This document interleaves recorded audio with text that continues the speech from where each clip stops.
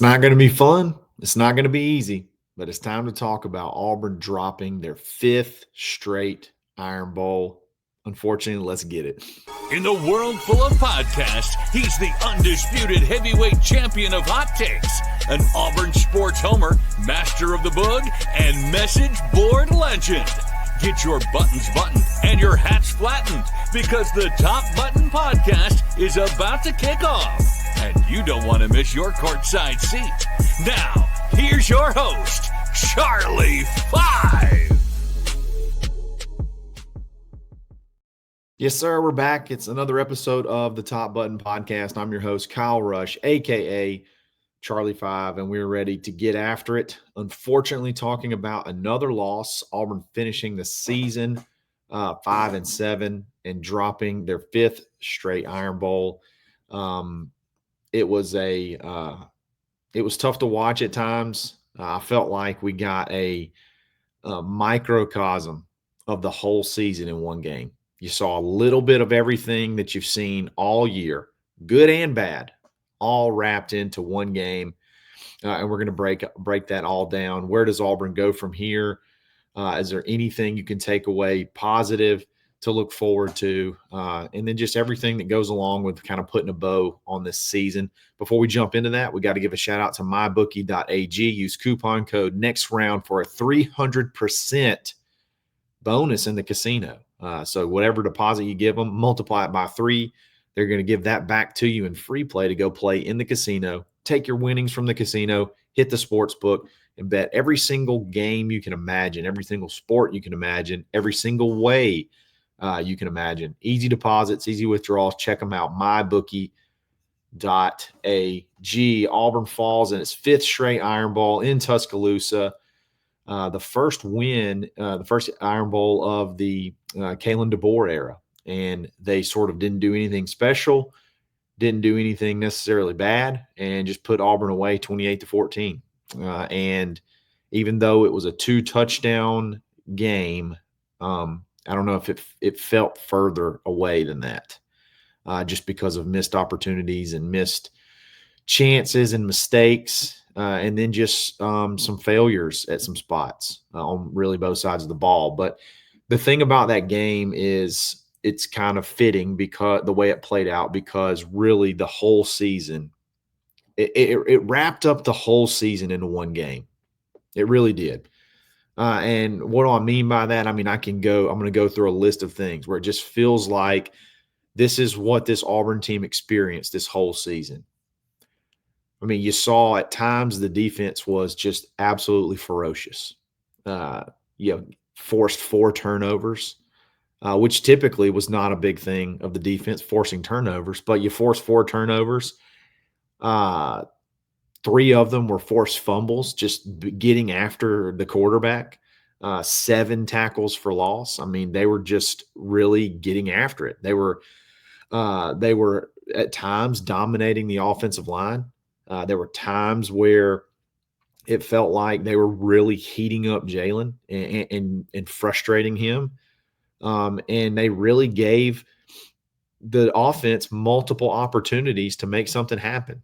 Kind of been the story of the whole year.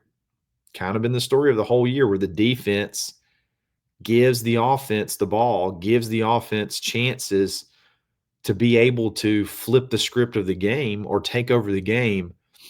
And you can't do it. Caleb Harris had a monster game, forced fumble, which was kind of crazy how the way he fell on his elbow, it just like the force just completely jarred the ball out of Ryan Williams' hand. And they really defended him well, to be honest. He had one little slip screen there in the third quarter, I believe, that you missed a tackle on, which he's incredible in open space and got 30 or 40 yards. But other than that, he did drop a touchdown, but overall kind of defended him well. Keldrick Falk was an animal. Again, he's an NFL player. You better enjoy him. You better remember him.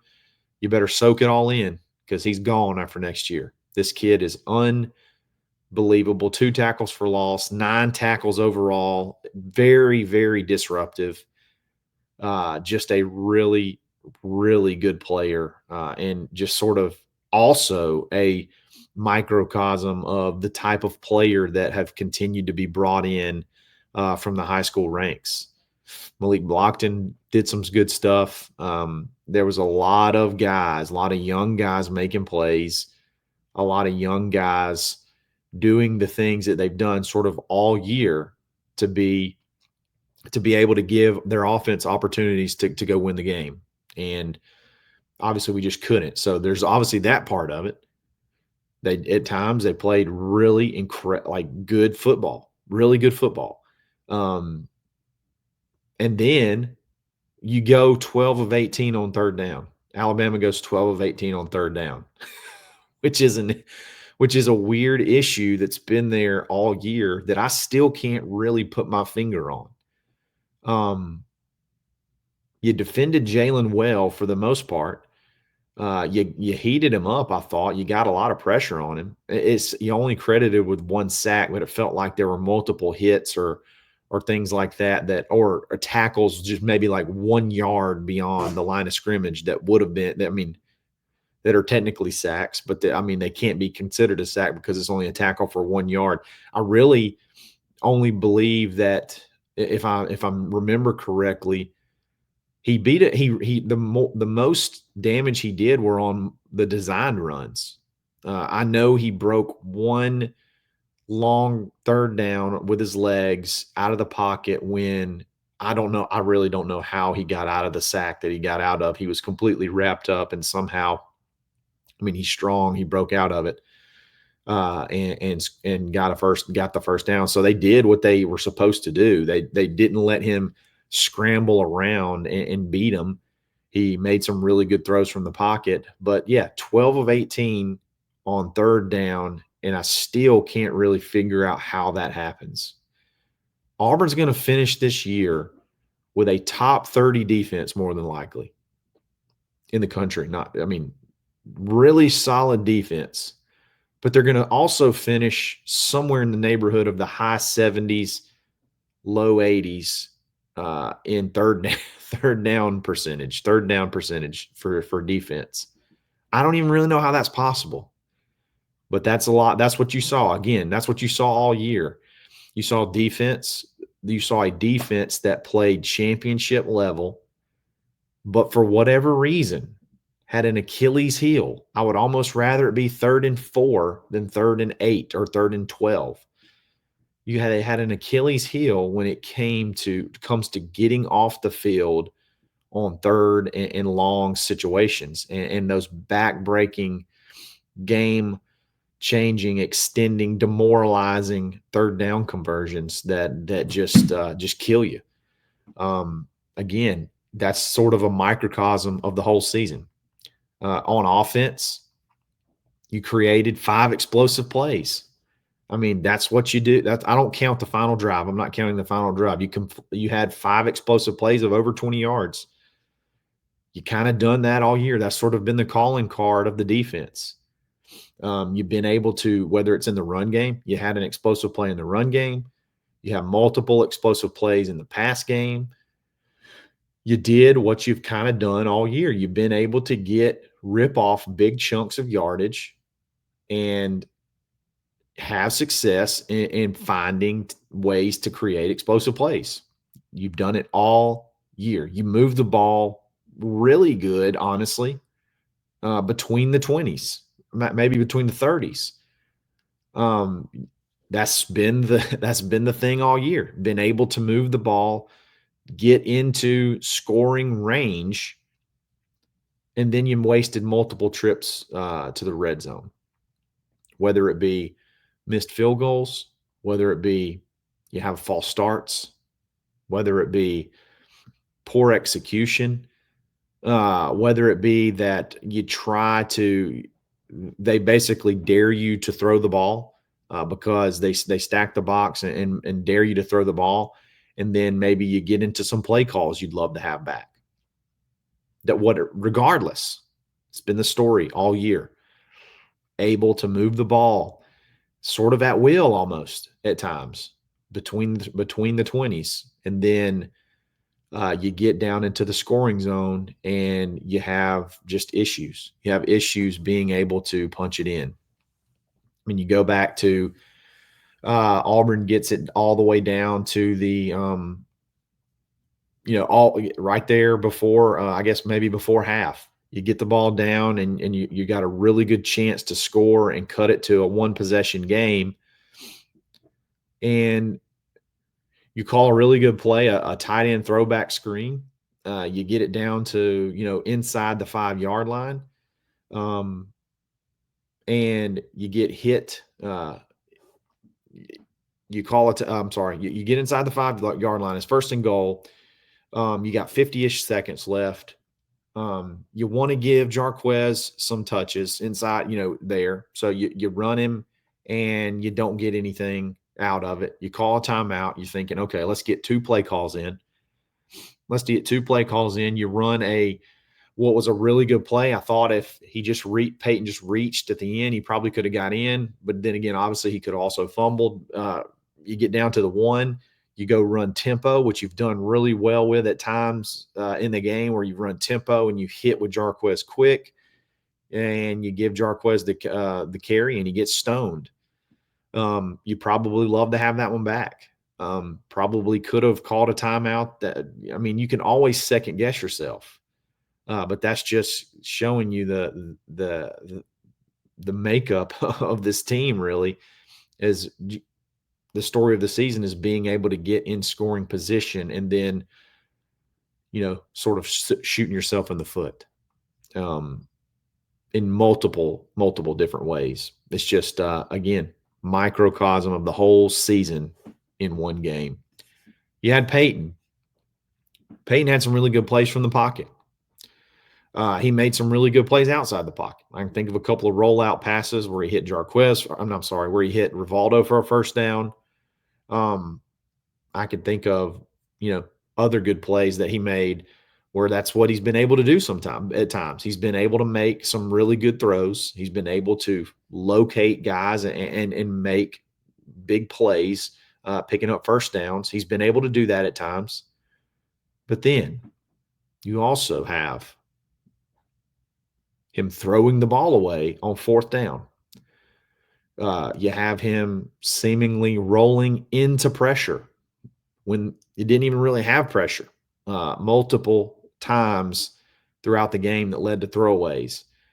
You see him miss a wide open, beautiful play call where you have Keandre Lambert-Smith open early in the game in the end zone, and you just miss him completely. Wasn't even anywhere. Nobody was around him. Just completely overthrew him. Just the whole gamut of what Payton gives you. You saw that all in one game. You saw him do some things with his legs. You saw him, do some bonehead things. It's just you saw the whole gamut of Payton Thorne in that game. His whole repertoire of what he could be and what he can't be at the same time. You saw all of it in one game. You saw some receivers make some great plays. You saw Rivaldo, I thought, made 2 really incredibly tough catches and got smoked twice, which I thought both of them could have been. I thought 2 of them could have been targeting. Probably were targeting. There was a play where he got hit. He made a tough catch, and he got hit in the face, and he was like wobble-legged getting up. It was helmet to helmet, like no questions asked. Knocked his mouthpiece out. Even when he's lining up, he looks a little shaken. I don't know how those two particular ones that I'm talking about were not reviewed. Cam, underthrown ball in the end zone, makes an unbelievable play. Honestly thought it was so badly underthrown that I thought the DB was going to be able to get a hand up and get it and knock it down. But he went up, got it, and then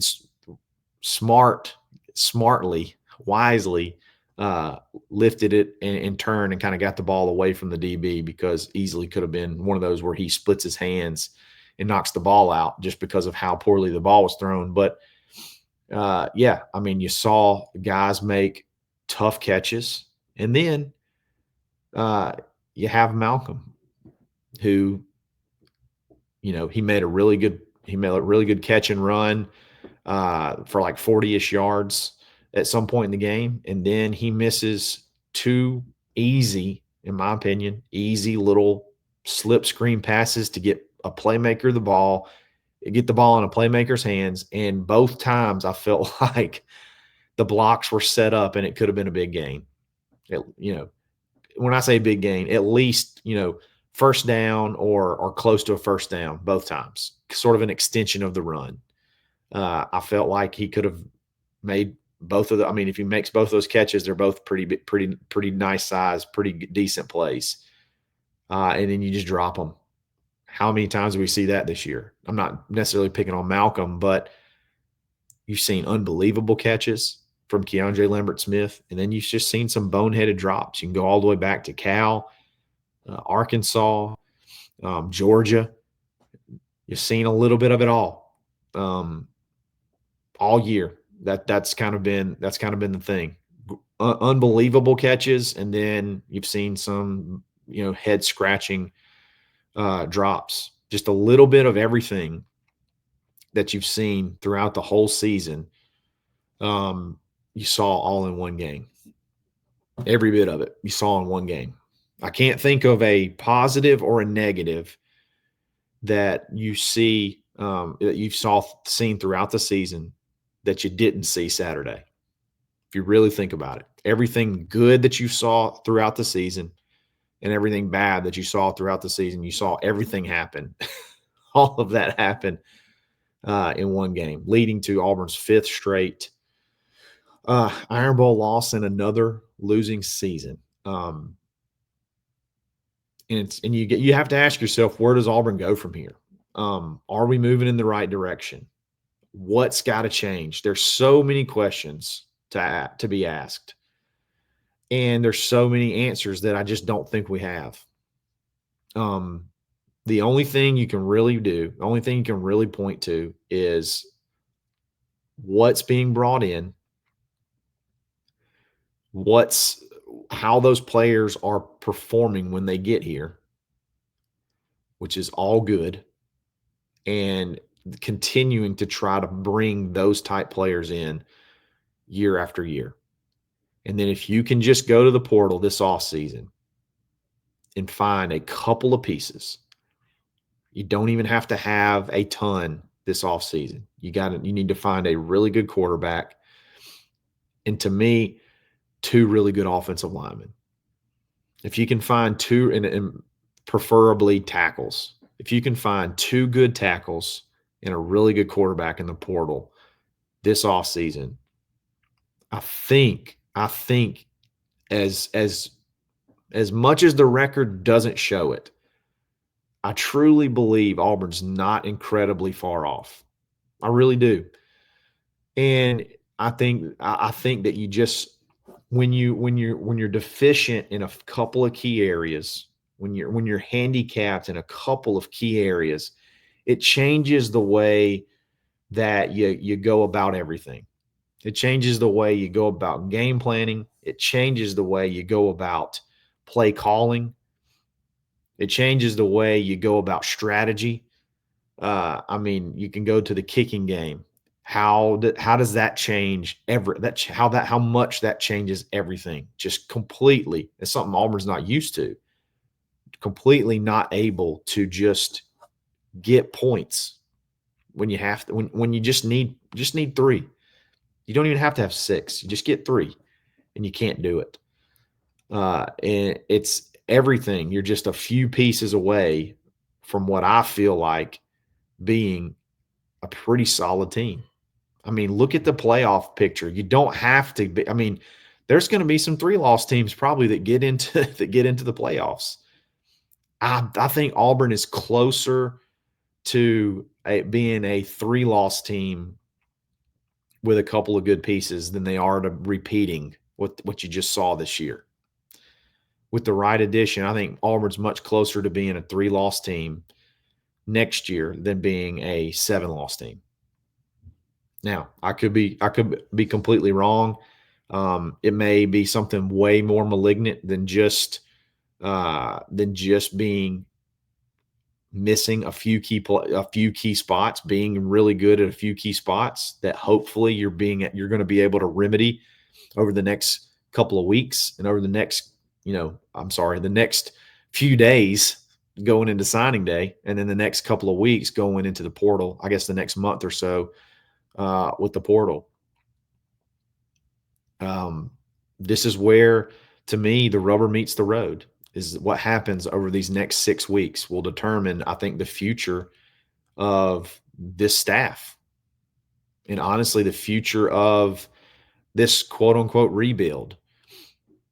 Will it continue? Will it thrive? Or will it blow up? I think a lot of that's going to be determined and earned over the next 6 weeks. What we've seen so far off the field over the first couple of years has been, I think, very encouraging. But what you're seeing on the field is just not there yet. And I can understand it's concerning. I can understand that it's discouraging. It's discouraging to me at times. But again, when you try to look at it and take all the emotion out and just look at where we've been and where we're going and look at the pieces and how they're performing in the spots they're performing and who's all coming along with them, I think you'll see that if Auburn can just get a couple of spots fixed over the next 6 weeks, I think they can make some noise in 2025. The schedule is very, very favorable again, and we're going to talk about that, I know, for the next 300 plus days. No, next 250 plus days until the season starts again, until the next season rolls around. So we're going to do that, and we're going to go live tonight and answer a lot of your questions. I know there's going to be a lot of stuff probably asking about the halfback pass, all kind of recruiting questions. Are we going to lose everybody? Who are we going to, all that good stuff. We're going to talk about all that tonight on the live, and I hope you guys jump in, and we'll make it very, very user-driven or I guess guest-driven content. So we'll have some fun tonight, and hang in there, guys. It's going to be a long off season, but I think the next 6 weeks are vital, and we're going to be keeping you up to date on everything. And we'll obviously be still going every single day throughout. We're not stopping anytime soon. So again, thanks for jumping in. Thanks for listening. Sorry we had to endure another Iron Bowl loss. Hopefully we can get this thing righted here shortly and get this thing moving in the right direction. So guys, I really appreciate it. Great season. I say great season, great first season, regardless of the record. It's been fun. It's been fun covering Auburn. It's been exhausting at the same time, but we're going to keep at it. So I really appreciate it. Thanks for listening. We'll be back again later this evening. It's another episode of the Top Button Podcast. Stay buttoned. Thanks for listening, and drive home safely.